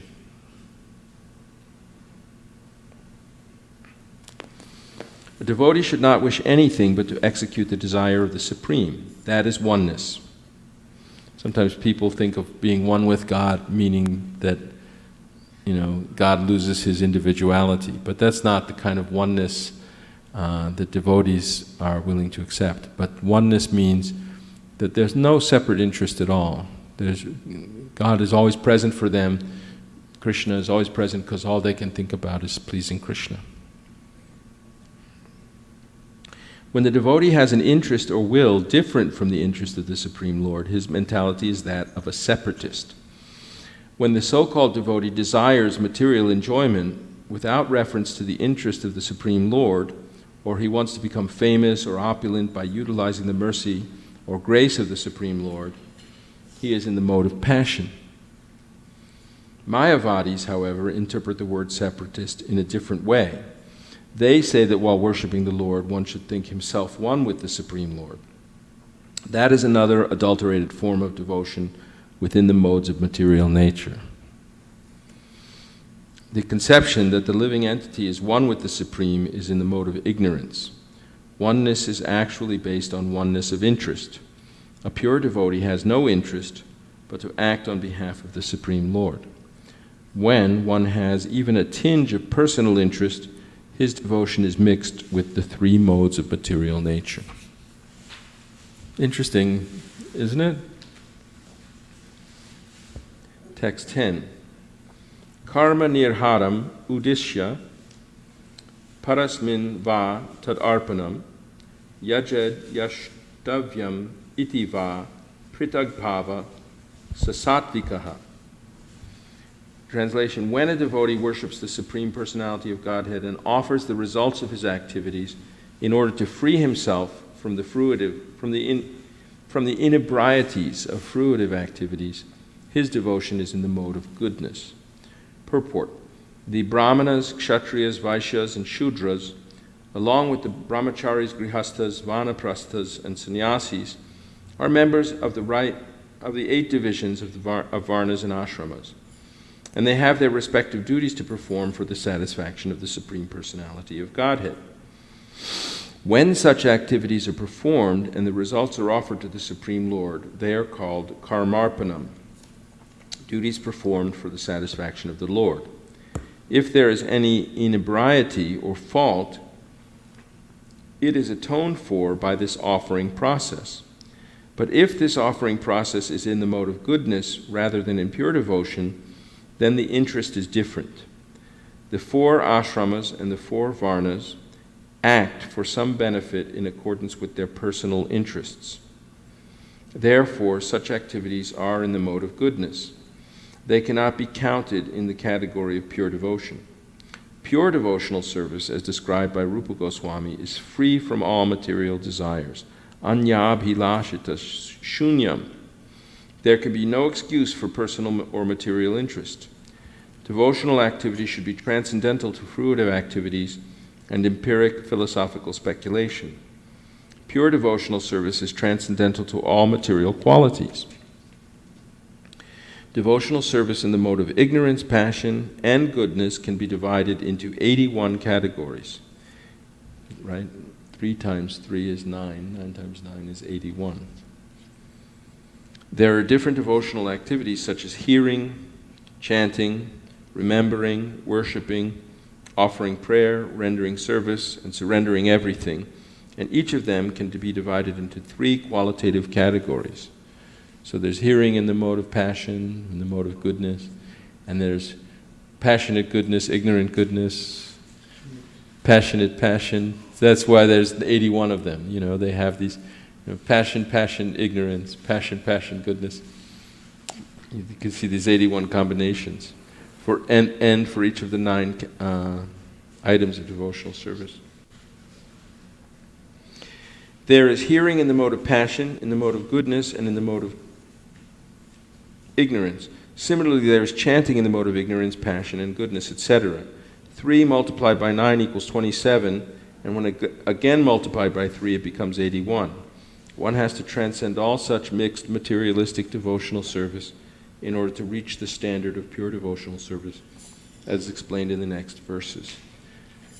So already devotional service mixed in the mode of goodness is pretty high-class devotional service for us, to imagine someone actually carrying out all of their duties properly and offering the result to Krishna. But it's not considered perfect. It's still mixed devotional service. The Vedas give duties to mankind and it makes everyone live properly in harmony. They get the necessities of life. They discharge their proper duties, make the world go on in accordance with the desire of God. So it's for the good of all people. But if one does not have that spontaneous, pure love, if one's not acting out of love, it still isn't. It's still not pure bhakti. And we know from the Nectar of Devotion that pure bhakti is the only thing that really attracts Krishna. It surpasses liberation. It's very rare. It derides, we already said that, liberation. It has these different qualities. It's the source of all auspiciousness. Texts 11 and 12.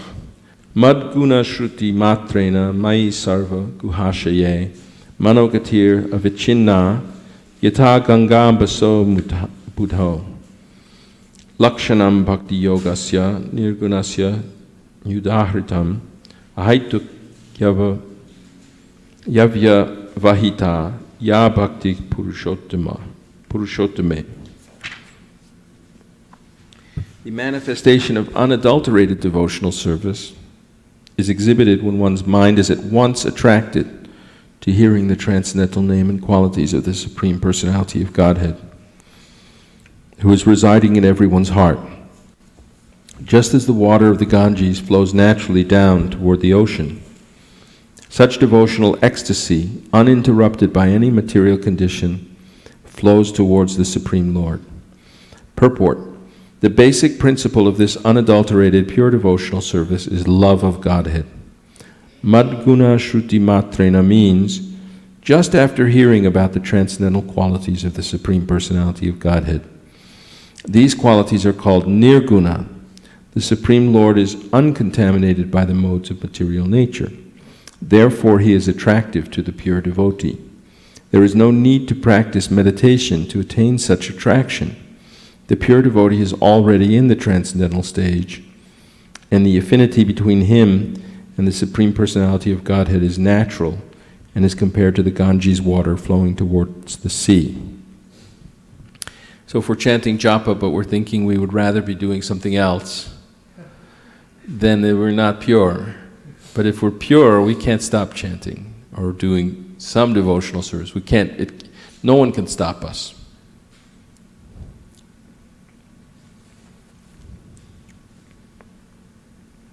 The flow of the Ganges water cannot be stopped by any condition. Similarly, a pure devotee's attraction for the transcendental name, form, and pastimes of the Supreme Godhead cannot be stopped by any material condition. The word avichinna, without interruptions, is very important in this connection. No material condition can stop the flow of the devotional service of a pure devotee. The word ahaituki means without reason. A pure devotee does not render loving service to the Personality of Godhead for any cause or for any benefit, material or spiritual. This is the first symptom of unalloyed devotion. Anyabhilashitas shunyam, he has no desire to fulfill by rendering devotional service. Such devotional service is meant for the Purushottama, the Supreme Personality, and not for anyone else. Sometimes, pseudo-devotees show devotion to many demigods, thinking the forms of the demigods to be the same as the Supreme Personality of Godhead's form. It is specifically mentioned herein, however, that bhakti, devotional service, is meant only for the Supreme Personality of Godhead. Narayana, Vishnu, or Krishna, not for anyone else. Avyavahita means without cessation. A pure devotee must engage in the service of the Lord 24 hours a day without cessation. His life is so molded that at every minute and every second he engages in some sort of devotional service to the Supreme Personality of Godhead. Another meaning of the word avyavahita is that the interest of the devotee and the interest of the Supreme Lord are on the same level. The devotee has no interest but to fulfill the transcendental desire of the Supreme Lord. Such spontaneous service to the Supreme Lord is transcendental and is never contaminated by the material modes of nature. These are the symptoms of pure devotional service, which is free from all contamination of material nature.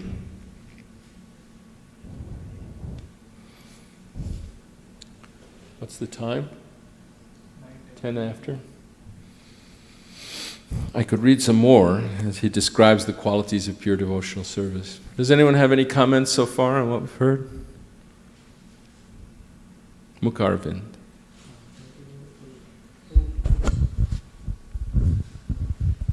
The meaning of dovetail that you mentioned, that how in the wood they don't have any gap, and that completely get aligns, because Prabhupada used many places this word, so that was nice to know the more historical perspective. Yes, sometimes the meaning of dovetail has been misunderstood, because Srila Prabhupada is explaining that our activity should be dovetailed in the service of the Lord.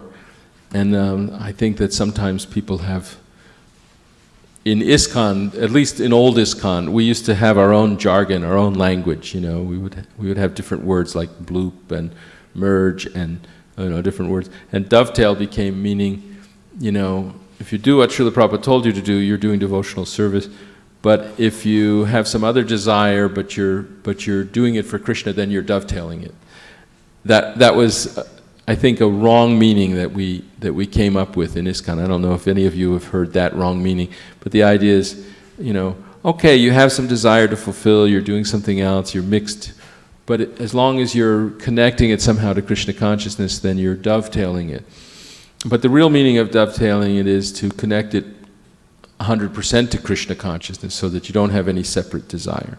So it's a little bit of difference. But anyway, I shouldn't even tell you about the wrong meaning, because you've never heard it and you wouldn't think of it otherwise. But you may sometimes meet an older devotee who says, yeah, I really like rock music, but I'm dovetailing it by singing rock music about Krishna or something like that. But if he's singing rock music about Krishna so purely that there's not any gap between his desire for rock music and Krishna's desire, then it's really dovetailing. But it doesn't just mean doing what you want, But yeah, because that's where dovetail comes from. It comes from the carpentry joint, which is shaped like a dove's tail, and then by extension, if you look it up in the dictionary, it'll mean that something that's seamless, gapless, like if there are different shifts in a factory. So when one person shows up, the other person is just leaving. It's perfectly dovetailed so that the factory never stops all day or something like that. It has to join perfectly. So we're talking about this purity in devotional service, how normally our devotional service may be, because we're still conditioned and we're still practicing, and pure devotion is attained by slow degrees by the method of scriptural evidence, theistic conduct, and perseverance in practice. So it's a gradual process that we do it every day under the instructions of the spiritual master. And then such sadhana bhakti is conducive to the development of loving devotion. And loving devotion is spontaneous. That means it doesn't have any material cause at all. It just immediately occurs. As soon as one hears about Krishna, one is immediately attracted, and one doesn't have any other motive or any other cause. It's unmotivated. It's the natural emotions of the pure spirit soul, rather than something that is mixed with our material mind and body, which is being conducted by 3 different modes. So in Bhagavad Gita, Krishna recommends the mode of goodness as being purer than the modes of passion and ignorance. We should try to avoid the modes of passion and ignorance. But then in the mode of pure goodness, one can understand the science of Godhead. That's also explained in the 2nd chapter of the 1st canto. Partivad Dharano Tumas Tasmadagnis Traimayaha Tamasastu Rajas Tasmat Satvang Yad Brahmadarshanam. That smoke is better than just plain wood, and fire is better still, because with fire one can perform sacrifices. It's useful, right? And similarly, the mode of passion is better than the mode of ignorance. At least something is happening. But the mode of goodness is better still, because in the mode of goodness one can begin to perceive the spiritual reality. And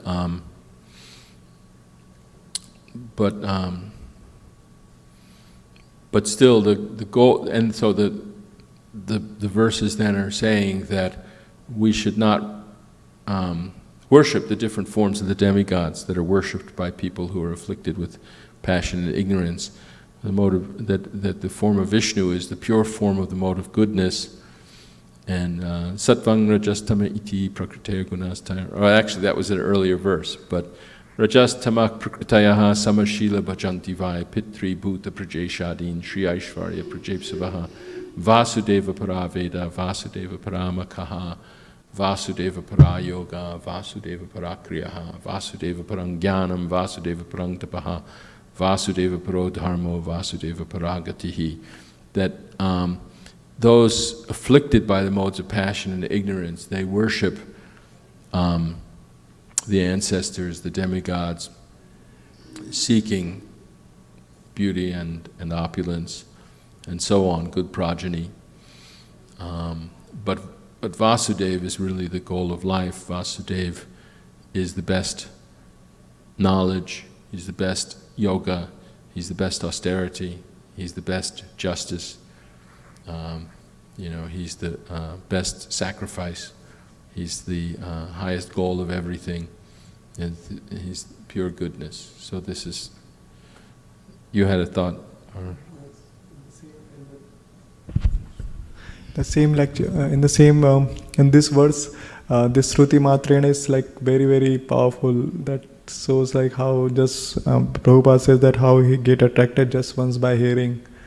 And I was remembering in the Sri Chaitanya Charitamrita, they say incidents when, I don't know, it's Gadadhar Pandit, and he was thinking that one person who was like very nicely dressed and he is like a king, but when he heard some words and then he became, how just Shruti Matra, I don't know, Prabhu, if you can explain that pastime, I forgot. And the name of Gadadhar Pandit is actually Srimati Radharani, and Pundarik Vidyanidhi is actually Rishabhanu. So, like the Chaitanya Charitamrita, there's a word, it's called Roman à clef. There's a French word, there's a kind of novel we're talking about, that's fictional literature, but it's called a roman à clef. A roman means a novel, and a clef means a key. So it's like, if you know who the characters in the novel really are in real life, then you have the key to the novel. For example, Simone de Beauvoir wrote this book called The Mandarins, about her life with Jean-Paul Sartre and Merleau-Ponty, some important French intellectuals and politicians, and her affair with some American socialist poet or folk singer or something like that. So, but Chaitanya Charitamrita, of course, it's not a romance, it's not a fiction, it's the biography that's explaining the absolute truth, who's appeared as Lord Chaitanya. But all the devotees are actually great personalities from the universe, and from the spiritual world, who are appearing with the Lord when he comes, even when he came as Krishna also, he brings his entourage. You know the story how the demigods prayed that the earth be relieved, and then Lord Brahma told them that Vishnu said he's coming very soon and he's going to destroy all the demons, and now you should go take birth on earth to help him in his pastimes. And similarly, when he came as Lord Chaitanya, everyone was eager to take birth, especially when Lord Chaitanya comes, because he gives out this especially sweet prema that's not very readily available even for great liberated personalities. And by associating in the pastimes of Lord Chaitanya, we can always appreciate these highest moods of especially sweet bhakti that only the devotees of Krishna in Vrindavan can taste. So everyone comes. When we were in Mayapur, I don't know if you remember, a lot of the devotees had to go to, we heard class, Brajendra Nandana, but it was time for us to meet somewhere else, so everybody got up and walked out of the class, like just near the end of his class, and he was thinking, why are they doing that? And I explained it to him. I stayed behind. But I asked the question, because he was talking about Jagai and Madhai, that the three, he was talking about Jai and Vijay, and how they had taken 3 births, having been cursed by the 4 Kumaras. And so I asked the question, but we know they came again in Chaitanya Lila as Jagai and Madhai. Did they take a 4th birth if they were cursed only to take 3 births? And he explained very nicely that it wasn't because of the curse, that was because the different residents of Vaikuntha and different demigods and leaders in the material world and everything are all taking birth to participate in Chaitanya's pastimes. So Jai and Vijay are very important personalities in Vaikuntha, gatekeepers and stuff. So they also played they played this role of being demons who were delivered by the Lord, but in this case, without killing their bodies, he just killed their separatist mentality and made them into pure devotees by Lord Nityananda's mercy. So he was saying that all the residents of Vaikuntha are coming to participate in Lord Chaitanya's Leela, which are still going on in this Krishna consciousness movement now. It's Lord Chaitanya's Leela to actually establish this Sankirtan all over the world and establish it as the prime method for worshipping the Supreme Personality of Godhead, the prime dharma for humanity is this Yuga Dharma for this age, is this chanting of the holy names, the Hare Krishna mantra. And we are on the ground floor. You know, it's like when you're here in Silicon Valley, people say, oh, I've got this startup. You know, you can come work for this startup and you'll get stock options and everything. And if it becomes Facebook or Intel or something like that, then you become a billionaire. A lot of startups don't get very far, but we are in Lord Chaitanya's Sankirtan movement, and it just started 500 years ago, and it's going to become very big for 10 years, and so we're, participating in this operation. It's now bigger, it's come outside of India, there's temples all over the world, but the world hasn't really recognized yet the glory of Srimad Bhagavatam, the glory of Chaitanya Charitamrita, Lord Chaitanya's teachings about what is real love, which is really the nature of the soul, the eternal nature of all living beings, and it's this spontaneous attraction to serving Krishna that we're discussing here without any other motive. A lot of different religionists glorify acting in the mode of goodness, following the proper duties according to Varna and Ashrama, and offering the results to the Lord. When Lord Chaitanya met with the sannyasis from Madhvacharya's sect in Udupi, they were emphasizing that, well, you have to follow the rules, and that's the only way to please the personality of Godhead. But Lord Chaitanya was attracted to spontaneous devotion, and he was trying to explain to them that that's not real love, that's still mixed with mode of goodness, but it's not real spontaneous love. Let me read a couple more verses just to see. So we should all read this Srimad Bhagavatam. It's this amazing, wonderful literature that we have to, it's our mission to have the world realize. When I joined the movement, in America had heard of Bhagavad Gita. You know, the famous scientist Oppenheimer, who was the father of the atom bomb, had studied Bhagavad Gita. He quoted from Bhagavad Gita when they tested in Los Alamos, they tested the first, or Trinity or wherever it was, they tested the first atom bomb. Srimad Bhagavatam was not very well known here, you know. Srila Prabhupada had the insight to, you know, translate Srimad Bhagavatam and bring it here. Before he even came here, he had the first canto. And this is really his masterpiece, and you know, his have to teach people how this is the, Lord Chaitanya said this is the highest authority, the greatest scripture, Amala Purana. Some people say that they're not interested in the Puranas, they're only interested in the four Vedas or something like that. But they can, what can they understand from the Vedanta and Upanishads without the benefit of Srimad Bhagavatam?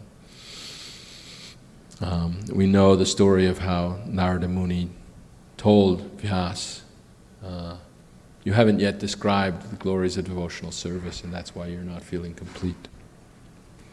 Text 13. Salokya sharshti samipya sarupyaikatvam apyuta diyamanang nagrinanti vinamat sebanang janaha. Translation: a pure devotee does not accept any kind of liberation, salokya, samipya, sarupya, or ekatva, even though they are offered by the Supreme Personality of Godhead. Purport. All right, this is going to be the last one because it's a long purport. Lord Chaitanya teaches us how to do pure devotional service out of spontaneous love for the Supreme Personality of Godhead. In the Shikshastaka, he prays to the Lord, O Lord, I do not wish to gain from you any wealth, nor do I wish to have a beautiful wife, nor do I wish to have many followers. All I want from you is that in life after life I may remain a pure devotee at your lotus feet. There is a similarity between the prayers of Lord Chaitanya and the statements of Srimad Bhagavatam. Lord Chaitanya prays in life after life, indicating that a devotee does not even desire the cessation of birth and death. The yogis and empiric philosophers desire the cessation of the process of birth and death, but a devotee is satisfied to remain even in this material world and execute devotional service. It is clearly stated herein that a pure devotee does not desire a kattva, oneness with the Supreme Lord, as desired by the impersonalists, the speculators and the meditators. To become one with the Supreme Lord is beyond the dream of a pure devotee. Sometimes he may accept promotion to the Vaikuntha planets to serve the Lord there, but he will never accept merging into the Brahman effulgence, which he considers worse than hellish. Such, or merging into the effulgence of the Supreme Lord, is called kaivalya. But the happiness derived from kaivalya is considered by the pure devotee to be hellish. The devotee is so fond of rendering service to the Supreme Lord that the 5 kinds of liberation are not important to him.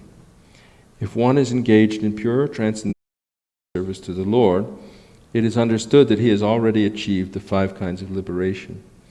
There's a prayer by Bilvamangal Thakur about how that now that he's executing devotional service, he sees liberation herself standing at his doorway with folded hands, accompanied by her associates, the Kama, Dharma, Artha, Kama, Moksha, anything that material has to offer. But even liberation herself is waiting to serve him, although he's detached. He's happy in his service to Krishna.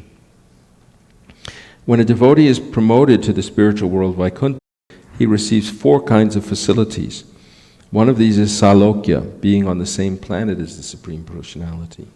The Supreme Person in his different planetary expansions lives on innumerable Vaikuntha planets, and the chief planet is Krishna Loka.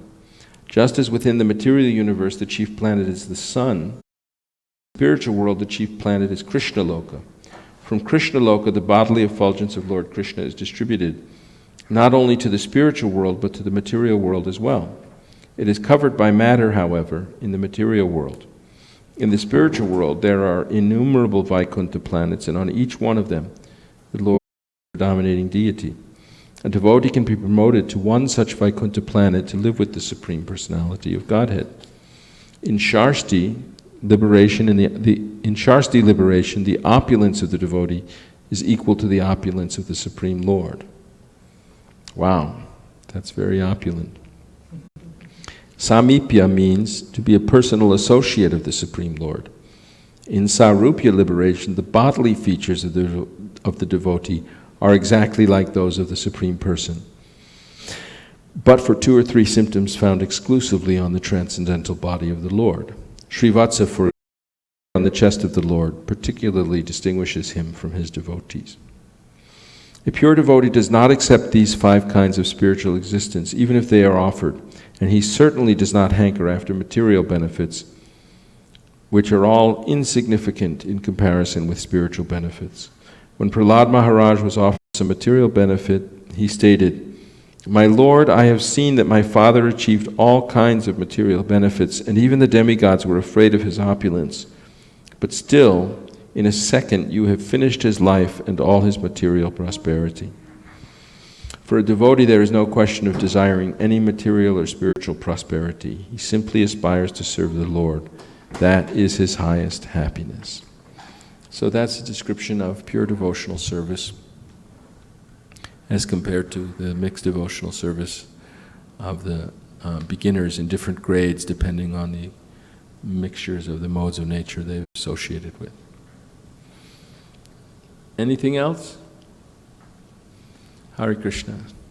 So we're going to have the Guru Puja early today, so let's put all the seats away, and then we'll have Srila Prabhupada's Guru Puja. Hare Krishna.